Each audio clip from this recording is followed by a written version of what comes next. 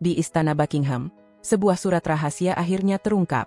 Surat itu ditulis oleh Raja Charles pada awal 1980-an, saat Pangeran Harry masih seorang anak kecil. Baris terakhirnya mengguncang dunia. Aku tak bisa mengatakannya, bukan karena aku tak mencintaimu, tapi karena kebenaran itu bisa menghancurkanmu. Surat ini tidak hanya menceritakan tentang keluarga kerajaan. Ia membawa kita ke dalam rahasia besar yang telah disembunyikan selama puluhan tahun. Siapa ibu kandung sebenarnya dari Pangeran Harry? Apakah Putri Diana benar-benar ibunya? Atau ada rahasia lain? Surat itu tertutup rapat di arsip istana selama hampir 4 dekade. Tapi ketika ia akhirnya ditemukan, dunia bergemuruh. Isinya sederhana, tapi penuh makna. Dia tidak akan pernah menjadi miliknya. Tidak sepenuhnya, karena dia memang bukan miliknya sejak awal. Baris itu membuat para sejarawan, media, dan bahkan keluarga kerajaan sendiri merasa gugup. Mengapa Charles menulis hal seperti itu? Apakah ia sedang mengacu pada Putri Diana? Atau ada rahasia lain? Para ahli sejarah mulai menyelidiki. Mereka menemukan bahwa surat itu ditulis pada tahun 1985, saat hubungan antara Charles dan Diana sudah mulai retak. Saat itu, istana sedang dalam masa ketidakstabilan politik, dan tekanan publik terhadap pasangan kerajaan semakin meningkat. Siapa yang menerima surat itu? Beberapa sumber mengatakan bahwa surat itu ditujukan kepada seorang confidant Charles, mungkin seorang imam atau penasihat spiritual. Siapapun itu, Charles jelas percaya padanya untuk menerima konfesinya. Ini bukan gosip. Ini adalah sesuatu yang sangat serius. Dan sekarang, dengan istana yang menolak memberikan tanggapan, misteri ini semakin dalam. Mengapa surat itu disembunyikan? Mengapa baru sekarang ia ditemukan? Dan yang paling penting, siapa yang Charles maksudkan dengan kata-kata tersebut? Karena jika itu bukan Diana, segalanya akan berubah. Sekarang, setelah surat ini dibuka untuk umum, semua mata tertuju pada baris yang lebih berat daripada pernyataan resmi apapun dalam ingatan terbaru. Namun, untuk memahami artinya, kita harus bertanya, siapa dia, dan apa yang sebenarnya Charles katakan? Kalimat, "He will never be hers," tampaknya sederhana, tetapi di dunia rahasia kerajaan, tidak ada yang pernah mudah. Pertanyaan yang menghantu semua orang sekarang adalah, kepada siapa Charles merujuk, dan mengapa ia mengatakannya pada momen krisis? Beberapa percaya bahwa ia merujuk pada Putri Diana, tetapi sejarawan kerajaan menyangkalnya. Mereka argumen bahwa bahasa yang digunakan menunjukkan sesuatu yang lebih rumit.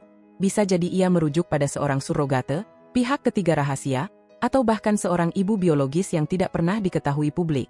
Yang membuat teori ini lebih mencurigakan adalah waktu penulisan surat. Surat ini ditulis pada masa-masa awal kehidupan Harry, bukan pada 1990-an, ketika hubungan Charles dan Diana meledak, tetapi pada periode ketegangan diam-diam sebelum publik tahu ada masalah. Mengapa Charles berpikir demikian pada saat itu? Dan siapa yang menjadi confidant Charles? Beberapa mengaitkan hal ini dengan seorang mentor di gereja Inggris. Lainnya mengatakan itu bisa saja seseorang yang lebih dekat, seperti pengganti Lord Mountbatten. Seorang pegawai istana mengatakan, ini bukan kesalahan tulisan. Ini direncanakan, terkontrol, dan penuh emosi.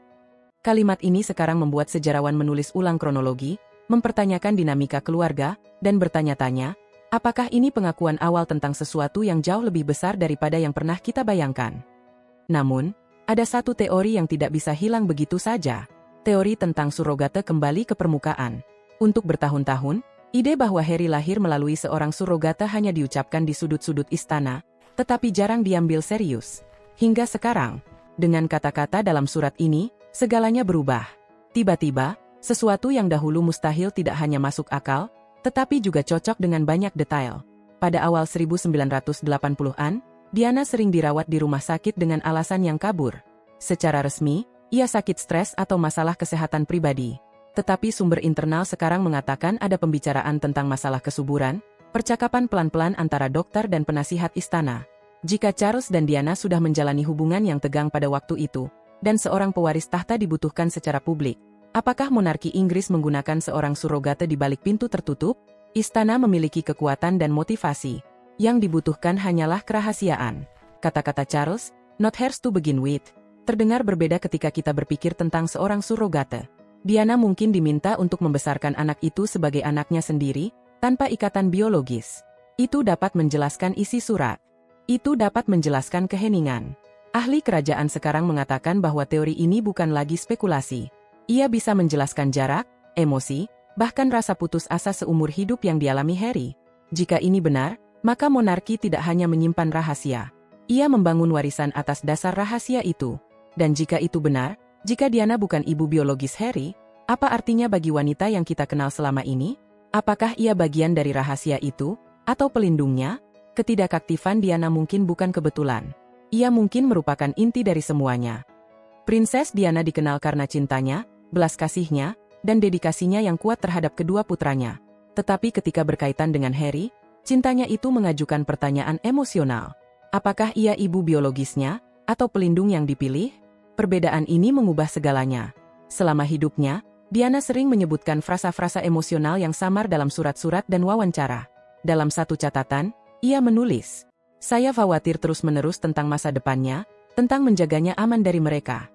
Pada saat itu, orang-orang mengira ia mengacu pada tekanan media. Tetapi sekarang, mungkin ia sedang berbicara tentang sesuatu yang lebih pribadi, sesuatu yang hanya ia dan Charles tahu. Jika teori surrogate benar, maka Diana mungkin diminta atau diperintahkan untuk membesarkan Harry sebagai anaknya sendiri. Mungkin ia tidak melakukannya dengan sukarela, tetapi anggota kerajaan jarang memiliki kendali penuh atas kehidupan mereka. Ia mungkin telah mencoba damai dengan situasi demi kebaikan anak itu atau demi monarki. Tetapi cintanya kepada Harry tetap nyata. Hal itu jelas. Seorang pegawai istana mengingat. Dia lebih melindungi Harry daripada siapapun yang pernah saya lihat. Itu bukan hanya cinta seorang ibu. Sepertinya dia melindunginya dari sesuatu yang kita tidak bisa lihat. Mungkin dia tidak hanya melindunginya dari media, tetapi dari kebenaran. Jika Diana tahu kebenaran dan membawanya ke dalam kuburnya, maka masa lalu mungkin lebih terpendam daripada yang kita pikirkan. Namun, timeline seputar kelahiran Harry menimbulkan pertanyaan lebih lanjut. Karena beberapa tanggal dan detail tidak sesuai dengan apa yang kita dengar. Timeline tidak berbohong. Harry dilahirkan pada September 1984.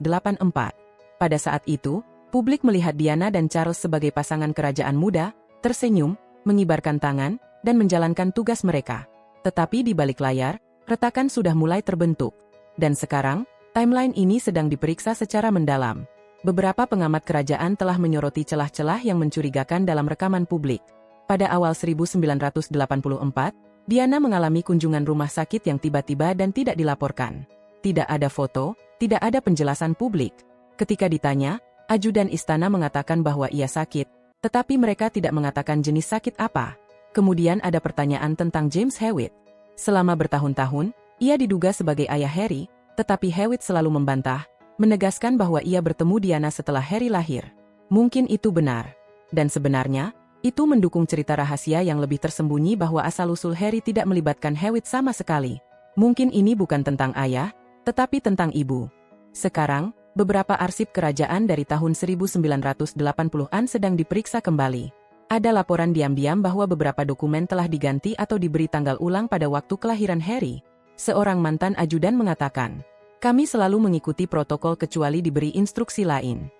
Apakah protokol itu termasuk menutupi kebenaran tentang siapa yang membawa Harry? Sementara dokumen-dokumen itu diam-diam diperiksa kembali, rumor lama kembali muncul. Tes DNA. Apakah Harry pernah diuji? Apakah ia ingin jawaban tetapi tidak pernah mendapatkannya? Karena lapisan berikutnya dari misteri kerajaan ini mungkin terletak pada sesuatu yang sangat kecil tetapi sangat kuat. Apakah ada tes? Rumor tentang tes DNA telah beredar selama bertahun-tahun. Isyarat-isyarat dari ajudan istana. Petunjuk dalam biografi. Klaim diam-diam bahwa Harry pernah memesan tes tetapi tidak pernah melihat hasilnya. Sekarang, dengan surat itu terbuka untuk umum, bisikan-bisikan itu semakin keras. Beberapa mengatakan bahwa tes DNA pribadi dilakukan pada awal 2000-an, dilakukan secara diam-diam jauh dari laboratorium kerajaan. Seorang mantan petugas keamanan mengklaim bahwa ada amplop tertutup yang dikirim ke Clarence House. Tidak ada yang tahu apa yang terjadi setelah itu. Apakah Charles melihat hasilnya? Apakah Harry? Jika hasilnya disembunyikan, itu menimbulkan kemungkinan yang mengkhawatirkan bahwa seseorang ingin melindungi bukan hanya monarki, tetapi juga Harry sendiri. Karena jika kebenaran adalah bahwa Charles adalah ayahnya, tetapi Diana bukan ibunya, maka narasi kerajaan akan berubah, dan identitas Harry secara keseluruhan akan berubah. Namun, ada kemungkinan lain bahwa surat Charles tidak dimaksudkan untuk memastikan apapun, tetapi untuk menimbulkan cukup keraguan untuk menjauhkan diri secara emosional. Cara diam-diam mengatakan, "Aku tahu dan aku tidak bisa mengubahnya." Seorang sejarawan mengatakan, surat ini terasa seperti dosa yang diubah menjadi tinta. Jika itu benar, maka dilema DNA mungkin tidak pernah terpecahkan karena kerusakan sebenarnya adalah emosional. Sementara bisikan-bisikan berubah menjadi pertanyaan dan keheningan berubah menjadi keraguan. Satu orang tetap berada di pusat badai, Raja Charles sendiri. Karena jika cerita ini tentang identitas Harry, maka ini juga tentang rahasia seorang ayah dan mungkin pula patah hati tersembunyi Charles. Raja Charles yang menyimpan duka. Raja Charles selalu terlihat tenang, terkendali, tetapi di bawah sikap, upper lip, yang kaku dan tradisi kerajaan terdapat seorang pria yang membawa beban pribadi yang dalam.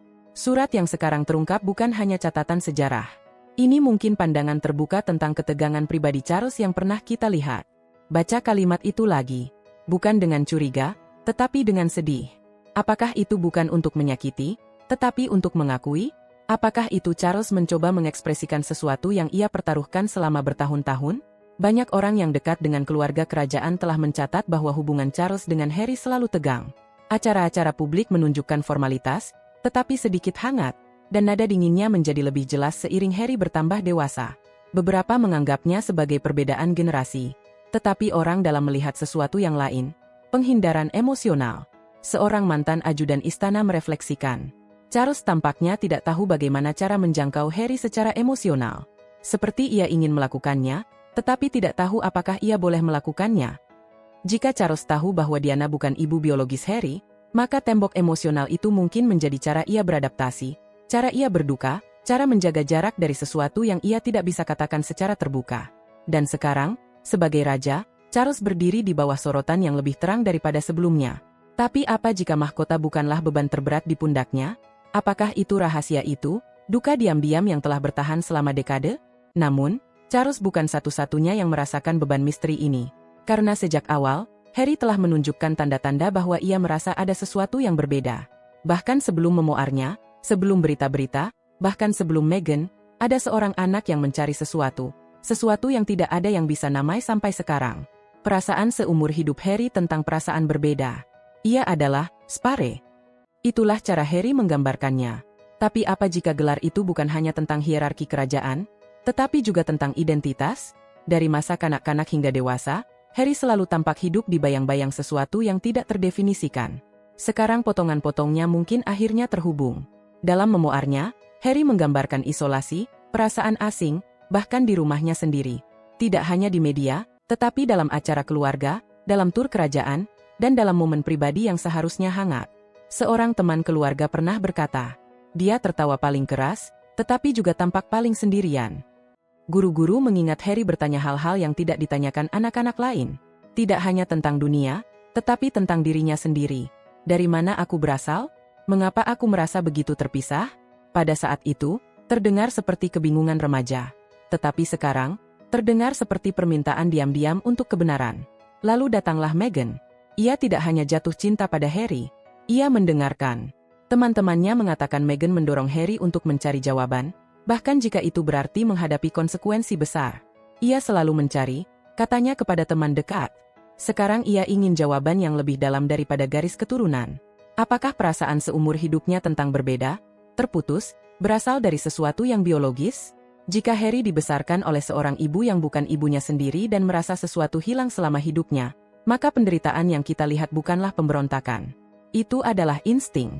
Dan jika insting Harry mengarah pada kebenaran, maka keheningan istana menjadi lebih mengejutkan. Karena sementara Harry dan Meghan mencari jawaban, istana Buckingham melakukan hal yang berlawanan. Terburu-buru di balik pintu tertutup, berkonsultasi dengan tim hukum, dan bersiap untuk kontrol kerusakan. Apa yang mereka benar-benar takutkan? Keheningan kerajaan, rasa takut kerajaan. Surat itu telah terbuka.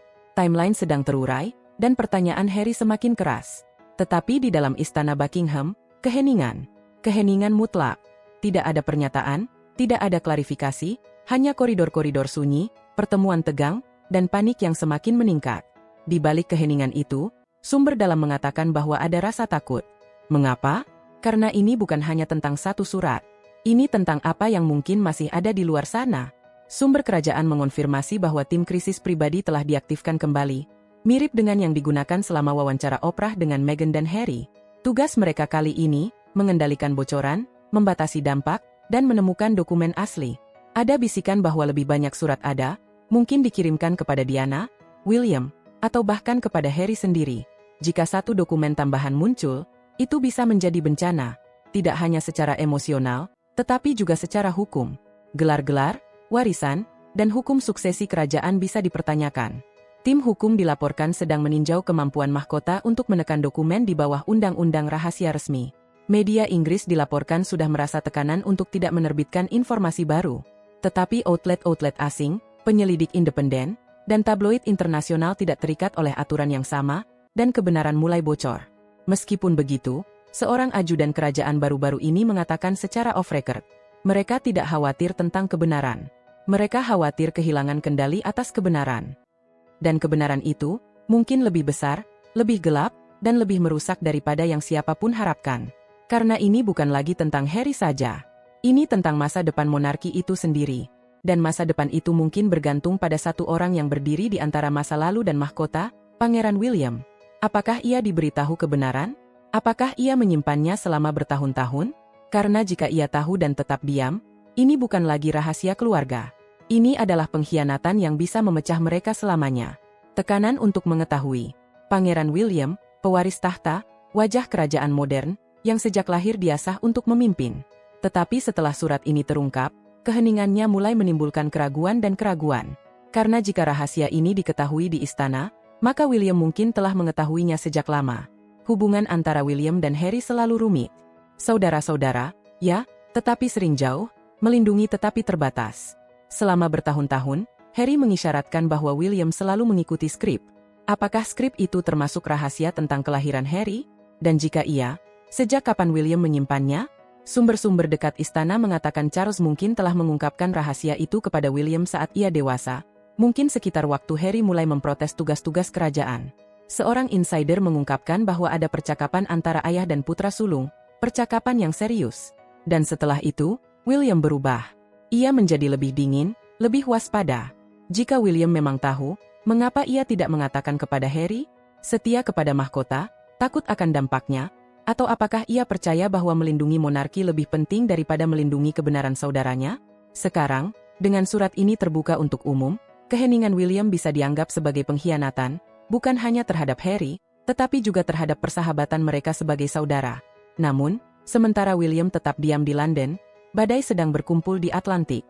Di Montecito, California, Harry dan Meghan menghadapi pengungkapan ini bukan dengan keheningan, tetapi dengan tindakan. Dan di balik pintu tertutup, Meghan dilaporkan mendorong Harry untuk mengungkapkan kebenaran lengkap, apapun harganya. Meghan dan efek domino di Montecito. Pelepasan surat ini tidak hanya mengguncang istana, tetapi juga mengguncang keluarga Sussex. Menurut sumber dekat, Meghan sangat terpukul ketika membacanya. Tidak hanya karena apa yang ia sugestikan tentang Diana, tetapi juga karena seberapa banyak ia memvalidasi keraguan pribadi Harry. Sejak awal, Meghan telah mendampingi Harry melalui ketegangan kerajaan, pengawasan publik, dan penolakan keluarga. Tetapi ini berbeda. Ini pribadi. Teman-teman pasangan itu mengatakan Meghan sekarang mendorong Harry untuk lebih jauh. Konsultasikan ahli hukum. Kontak sejarawan. Bahkan pertimbangkan memoir kedua yang sepenuhnya fokus pada identitas. Seorang insider California mengungkapkan bahwa mereka sedang meneliti spesialis DNA swasta. Meghan ingin ia mendapatkan kejelasan, bukan hanya untuk dirinya sendiri, tetapi juga untuk anak-anak mereka. Kemungkinan bahwa garis keturunan Archie dan Lilibet juga membawa misteri bukanlah sesuatu yang mereka anggap enteng. Keluarga yang mereka bangun didasarkan pada kebenaran, bukan ilusi kerajaan. Dan dalam gaya Meghan yang biasa, ia mungkin sedang mempersiapkan untuk membantu Harry menceritakan dunia, baik melalui dokumenter, podcast, atau buku baru. Ini bisa menjadi babak berikutnya dalam cerita Harry. Bukan tentang meninggalkan keluarga kerajaan, tetapi akhirnya memahami dari mana ia benar-benar berasal. Namun, sementara Harry mengejar masa lalunya, satu sosok tetap menghantui dalam keheningan. Ratu Elizabeth II, wanita yang memerintah melalui perang, skandal, dan abdikasi. Apakah ia tahu kebenaran seluruhnya? Dan jika iya, apakah ia melindungi monarki atau melindungi Harry dari sesuatu yang ia belum sanggup hadapi? Apa yang Elizabeth ketahui? Ratu Elizabeth II adalah penjaga rahasia kerajaan tertinggi. Selama lebih dari 70 tahun, ia menjaga kewajiban dengan diskresi. Tetapi ketika berbicara tentang surat ini dan rahasia yang ia sugestikan, keheningannya mungkin adalah petunjuk paling mengungkap dari semuanya. Orang-orang terdekatnya mengatakan bahwa Ratu memiliki akses ke setiap file rahasia, termasuk catatan medis, surat-surat, dan komunikasi terkait semua kelahiran kerajaan. Artinya, Ia kemungkinan besar membaca surat dari Charles dan mungkin juga surat lainnya. Jika itu benar, ia tahu. Pertanyaannya adalah, apa yang ia pilih untuk dilakukan dengan pengetahuannya itu? Beberapa percaya bahwa ia mencoba menyelesaikan masalah secara pribadi. Seorang pejabat istana menyatakan bahwa ia selalu 10 langkah di depan. Jika ada sesuatu yang sebesar ini, ia akan mengambil langkah-langkah untuk menetralkan masalah secara diam-diam. Apakah dorongannya untuk perdamaian dengan Harry pada tahun terakhirnya lebih dari sekadar niat baik? Pertemuan terakhirnya dengan Harry pada tahun 2022 kini dipertimbangkan ulang. Pada saat itu, pertemuan itu dianggap hangat dan tulus. Tapi apakah itu juga momen pengakuan diam-diam? Penyingkiran yang membawa lebih banyak makna daripada yang siapapun sadari? Ratu mungkin telah membawa banyak rahasia ke dalam kuburnya. Dan ini mungkin salah satunya. Namun, meskipun Ratu tahu dan tetap diam, pertanyaan yang kini menghantui monarki adalah ini. Jika Diana bukan ibu biologis Harry, apa artinya bagi garis keturunan kerajaan itu sendiri? Karena mahkota bukan hanya tentang upacara, tetapi juga tentang warisan. Dan rahasia ini bisa menggoncang fondasinya sampai ke inti. Implikasi bagi garis keturunan. Jika Diana bukan ibu biologis Harry, konsekuensinya tidak hanya berdampak pada pribadinya. Mereka menyerang inti dari apa yang mendefinisikan kerajaan. Garis keturunan, linier, suksesi. Kebenaran telah terungkap dan mahkota tidak akan pernah sama lagi. Identitas bukan hanya tentang gelar yang kita sandang, tapi tentang dari mana kita berasal. Dan untuk Pangeran Harry, mungkin inilah saatnya ia menemukan jawabannya.